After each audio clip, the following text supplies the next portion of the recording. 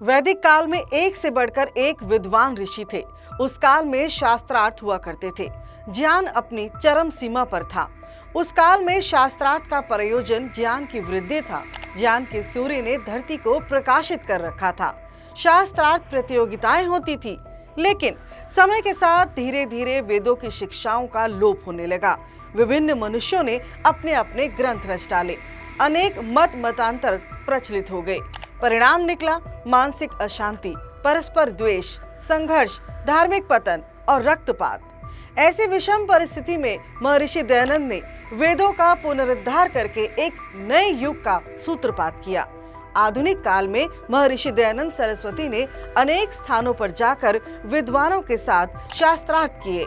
असत्य को पराजित करके सत्य की स्थापना करना ही महर्षि का सर्वोच्च ध्येय रहा। इसके लिए उन्होंने विभिन्न मतांतरों के विद्वानों को ललकारा और शास्त्रार्थ किए। महर्षि दयानंद द्वारा उनके जीवन काल में और उनके बाद भी कितने ही राजपुरुष, विद्वान, सन्यासी, वीर क्रांतिकारी प्रभावित हुए, जिन्होंने इस ज्ञान की ज्योत को आगे बढ़ाया। आज हम जिन्हें नमन कर रहे हैं वो महर्षि के ही ऐसे अनुयायी रहे, जिनकी विद्वता ने भारतीय दर्शन को आज विश्व भर में उत्कृष्ट स्थान दिलाया। नमस्ते जी, मैं हूं हरप्रीत कौर। आर्य समाज के सुयोग्य विद्वानों में आचार्य उदयवीर शास्त्री जी सांख्य और न्याय दर्शन के प्रमुख विद्वान थे। उन्होंने कपिल मुनि के प्राचीन सांख्य, गौतम मुनि के न्याय पर बहुत शोधपरक काम किया है। आचार्य जी के योगदान को लेकर सन 1950 के दशक में भारत के कई राज्य सरकारों द्वारा अनेकों प्रतिष्ठित पुरस्कारों से सम्मानित किया गया, जिसमें मंगला प्रसाद पारितोषिक पुरस्कार भी आचार्य जी के नाम रहा था। साल था 1894, 6 जनवरी का दिन। बुलंदशहर जिले का ग्राम बनैल ठाकुर पूर्ण सिंह तथा माता तोहफा देवी को पुत्र रत्न की प्राप्ति होती है। बालक को नाम मिला उदयवीर। पिता निकटवर्ती ग्राम साबितगढ़ में आर्य समाज के उत्सवों में जाया करते थे। गुरुकुल सिकंदराबाद के संस्थापक पंडित मुरारीलाल शर्मा के व्याख्यान से वे बेहद प्रेरित थे। महर्षि दयानंद के दिखाए स्वराज और स्वदेशी को अपनाते हुए पिता ठाकुर पूर्ण सिंह ने अपने पुत्र को गुरुकुल में पढ़ाने का संकल्प लिया और फिर जुलाई 1904 में उदयवीर गुरुकुल सिकंदराबाद में पढ़ने के लिए भेजे गए। तत्पश्चात वे गुरुकुल महाविद्यालय ज्वालापुर में आ गए। उस समय महाविद्यालय अपनी शैक्षणिक दृष्टि से आर्य समाज की एक उत्कृष्ट संस्था के रूप में सम्मान प्राप्त कर रहा था। पंडित गंगादत्त शास्त्री जी के अतिरिक्त पंडित नरदेव शास्त्री जी तथा पंडित पद्म सिंह शर्मा जी जैसे कृति विद्वान उन दिनों महाविद्यालय में पढ़ाते थे। अपनी बुद्धिमत्ता से उदयवीर महाविद्यालय का सर्वश्रेष्ठ विद्यार्थी बना तथा 1910 में गुरुकुल महाविद्यालय ज्वालापुर में उदयवीर जी को विद्या भास्कर की उपाधि प्रदान की गई। साल था 1915। उदयवीर ने कोलकाता से वैशेषिक न्याय तीर्थ परीक्षा देने का निर्णय लिया तथा 1916 में सांख्य योग तीर्थ की परीक्षा उत्तीर्ण की। भारतीय दर्शन के प्रति अब उनका लगाव नई नई ऊंचाई छूने लगा था। साल था 1917। पंजाब विश्वविद्यालय की शास्त्री परीक्षा उत्तीर्ण करने के विचार से उन्होंने ओरिएंटल कॉलेज लाहौर के प्राचार्य प्रोफेसर AC बुलनर को पहले एक पत्र लिखा और फिर स्वयं लाहौर जा पहुंचे। प्रोफेसर बुलनर से भेंट की। प्रोफेसर पंडित जी के व्यक्तित्व और पांडित्य से बेहद प्रभावित हुए और शास्त्री कक्षा में उनको प्रविष्ट करवा दिया। लाहौर में उनकी मुलाकात हुई आर्य समाज की महान विभूति महात्मा हंसराज जी से। उन्होंने पंडित जी के निवास आदि की पूर्ण सुविधा का प्रबंध कर दिया। लाहौर रह के पंडित उदयवीर शास्त्री जी ने आर्य समाज द्वारा छेड़ी सामाजिक क्रांति में कदम बढ़ाए और लाहौर आर्य समाज के विभिन्न पदों पर रहते हुए जन कल्याण में सेवाएं दी। अपनी लगन और तप से पंडित जी अब पंडित उदयवीर शास्त्री बन चुके थे। उन्होंने पंजाब विश्वविद्यालय से शास्त्री की परीक्षा उत्तीर्ण कर ली थी, लेकिन यहाँ भी उनकी शिक्षा ग्रहण करने की लालसा समाप्त नहीं हुई। पंजाब से अब रुख किया संस्कृति की पवित्र नगरी काशी का और फिर यहाँ वेदांत आचार्य किया।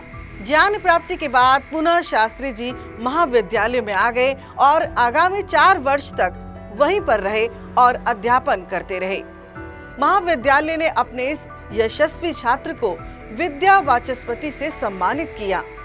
कालांतर में पुरी के शंकराचार्य स्वामी भारती कृष्ण तीर्थ ने शास्त्री जी के पांडित्य पर मुग्ध होकर उन्हें शास्त्र शेवधि तथा वेद रत्न उपाधियों से अलंकृत किया था। वर्ष था 1920। जब असहयोग आंदोलन चलाया गया था तो देश में विद्यार्थियों को अंग्रेजी विद्यालयों का बहिष्कार करने की प्रेरणा दी गई थी, किंतु देश के युवाओं को अशिक्षित रखना भी अभिप्राय नहीं था। अतः देश के विभिन्न नगरों में राष्ट्रीय विद्यालयों की स्थापना हुई। लाहौर में मोर्चा संभाला आर्य समाज ने। लाला लाजपत राय और भाई परमानंद जी की प्रेरणा से नेशनल कॉलेज खोला गया। इसमें पंडित जयचंद्र विद्या अलंकार तथा स्वयं भाई परमानंद जी जैसे आर्य समाजी विद्वान छात्रों को इतिहास की शिक्षा देते थे। 1921 में शास्त्री जी भी संस्कृत अध्यापक बनकर इसी कॉलेज में आ गए थे। यहाँ उनका परिचय भगत सिंह, भगवती चरण वोहरा आदि क्रांतिकारियों से हुआ। भगत सिंह तो संस्कृत पढ़ते थे, अतः शास्त्री जी के ही छात्र थे। वोहरा जी से भी शास्त्री जी का अत्यंत निकट का संबंध यही बना, जो कालांतर में पारिवारिक जैसा ही हो गया था। शास्त्री जी ने देश की आजादी के लिए लड़ रहे वीर बलिदानियों की अपनी जान तक दांव पर रखकर हर मुमकिन मदद की थी। इसी बीच शास्त्री जी का विवाह आर्मी पुलिस के अधीक्षक ठाकुर प्रताप सिंह की पुत्री विद्या कुमारी से हुआ और एक नए जीवन की शुरुआत हुई। लाहौर में शास्त्री जी ने कुछ काल तक दयानंद ब्रह्म महाविद्यालय में भी अध्यापन किया। देश विभाजन के पश्चात वे कुछ काल तक शाटूल संस्कृत विद्यापीठ बीकानेर के आचार्य भी रहे। यहाँ रहते हुए अनुभव किया कि वैतनिक रूप से अध्यापन करने के साथ साथ उच्च कोटि का साहित्य लेखन संभव नहीं है।